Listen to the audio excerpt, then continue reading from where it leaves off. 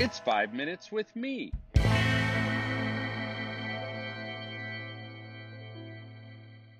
Kind listener, welcome to an episode of 5 Minutes with Marko.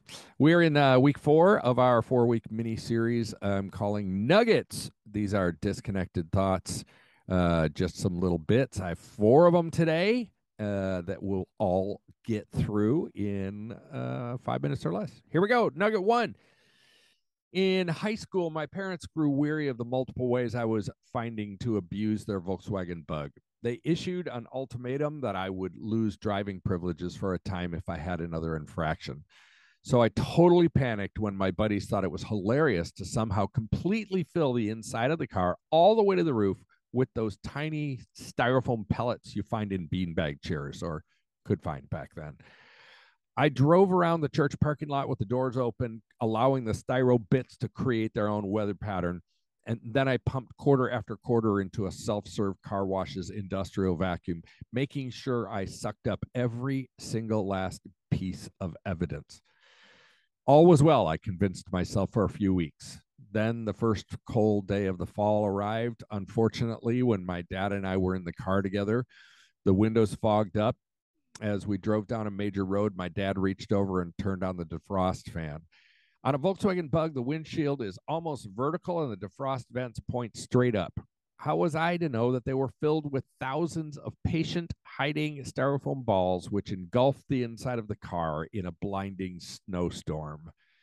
You can convince yourself for a while that optimism will get you where you want to go, but eventually optimism will be found out as limited.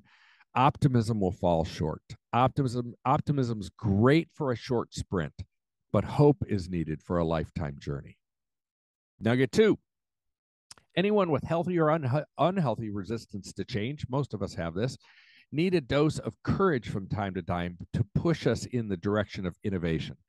Here's what I've learned.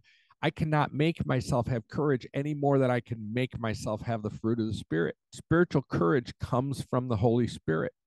The etymology of the word itself tells us this. The root of the word in Latin, or you might recognize it as in French, is cœur, and that means heart.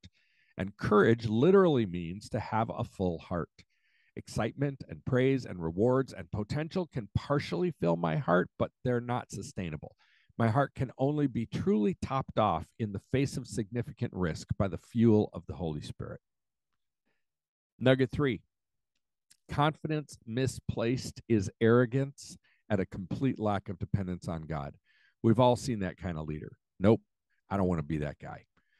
But the ragingly insecure leader whose every word and action is colored by his or her lack of confidence is equally undesirable. I've been around those leaders plenty, and I can't trust them. I never know if what they're saying is actually true. So this must be one of those tensions to be nurtured rather than problems to be solved. I need to bring my insecurity to God as well as my confidence. I need to cultivate dependence and assurance. Nugget 4. Here's a little test I've developed for determining real ministry values. Resource allocation reveals values. So your church might say, we have a high value on our youth worker building meaningful relationships with teenagers. But if your resources of time, money, energy, focus, creativity, people, and space are dominantly used for propping up a Christian-y social club for teenagers with the measuring stick of how many are coming or how many don't leave and not return, then the value is suspicious. If you say, I value fostering a community of safety and trust where teenagers can express and process doubts, but you spend the bulk of your time and energy planning programs, well, you get the point. The Youth Cartel Podcast Network.